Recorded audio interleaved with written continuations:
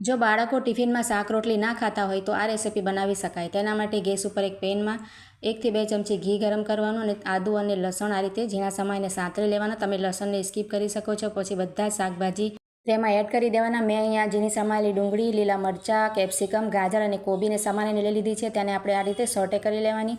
પછી અહીંયા chilli flakes, કાળા મરીનો પાવડર અને ઓરેગેનો એડ કરી દેવાનો અને બાફેલો બટેટો એડ કરીને તેની સરસ ફિલિંગ રેડી કરી લેવાની અને ઝીણા સમારેલા ધાણા અને સ્વાદ પ્રમાણે મીઠું એડ કરી દેવાનું અને હવે તેને બાઉલમાં કાઢી લઈશું। ત્યાર પછી એક રોટલી લઈશું, તેની ઉપર પિઝા સોસ કે ગ્રીન ચટણી એડ કરી દઈશું અને તૈયાર કરેલી ફિલિંગને આ રીતે પાથરી દઈશું।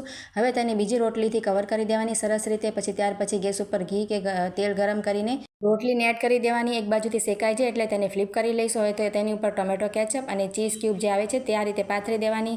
ઢાંકીને ચીઝ મેલ્ટ થાય ત્યાં સુધી સરસ તેને કૂક કરી લઈશું। તો બિલકુલ રેડી છે આપણો આ રીતે રોટલી પિઝા। વિડીયો સારો લાગે તો લાઇક, શેર અને ચેનલને સબસ્ક્રાઈબ કરી આપજો।